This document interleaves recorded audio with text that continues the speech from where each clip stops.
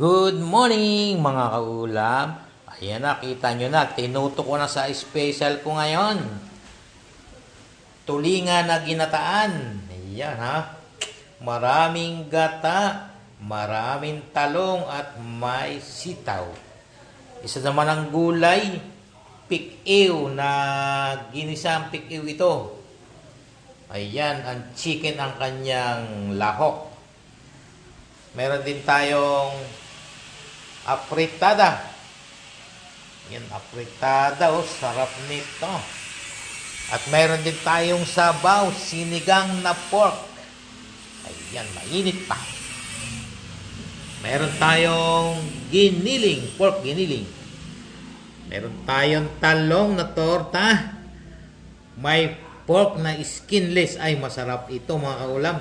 Dito ito ginawa, kaya specially made ng mga alabatin. Meron din tayong chicken adobo. Oh, wow. Talagang napakagaling ng pagkakatimpla nito. Chicken adobo na to. Naglalaban at asim at toyo. Meron ding bopis. At meron ding kumba. Ayan mga kaulam. Ready na to. Pwede na kayong sumalakay. Ayan, ready na. Pwede kayong kumain. Ready na yung aking mainit na kanin. Ready na rin yung aking magaganda mga lamesang pangmalakasan. Ayan, maya-maya ang aking friend na si Ube Boyet ay gutom na. Sasalakay na rin ito. Samantalang ang aming kapaligiran ay napakaganda ng panahon.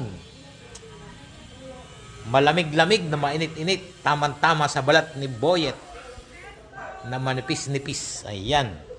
Eto na mga kaulam ha. Pwede na po kayo sumalakay, pwede na kayong umorder. Masipag ang aking grab. Ayan. Dito lang sa bayan, hindi pwede sa Perez at sa Quezon. Malayong masyado.